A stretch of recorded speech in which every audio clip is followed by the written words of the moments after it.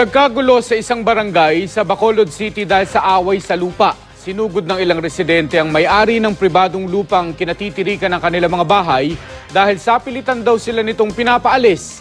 Sa gitna ng gulo, naglabas umano ng baril ang may-ari ng lupa. Makibalita tayo kay Erwin Nicavera ng GMA Bacolod.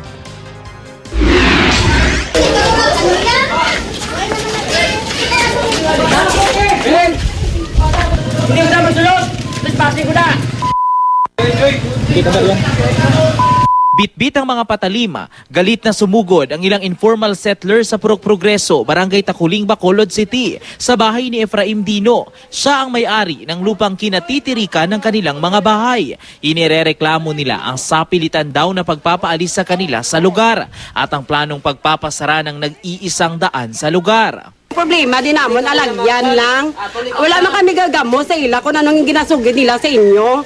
Kay kami gapangabuhi kami din sang tawhay mo sang linong. Ang ginapangayolan din namon, alagyan lang biskan gamay nga makaagi kami. Nang hindi magpaawat ang mga nag-aamok na residente, lumabas ng kanyang bahay si Dino, dala ang kalibre 45 baril. Kasalig ka kaya ating pasin ko na! Tumagal ng ilang minuto ang tensyon. Natigil lamang ito nang dumating na ang mga pulis. Kinumpiska ng mga otoridad ang baril ni Dino.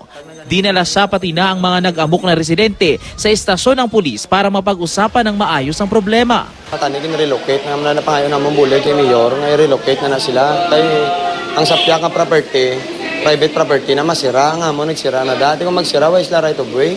Kinaumagahan, kinausap ng mga opisyal ng barangay ang mga residente na pagdesisyon ang ilipat sa relocation site ang mga informal settlers sa lalong madaling panahon.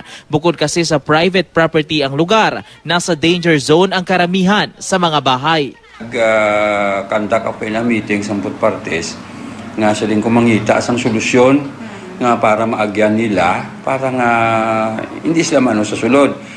Kaya sigon sa akong pagmangkot sila, ngayon na sila galit, natagaan na sang mga relocation tani dito sa Kwan, sa may Vista Alegre. Erwin Nicavera, Nagbabalita, Pilipinas.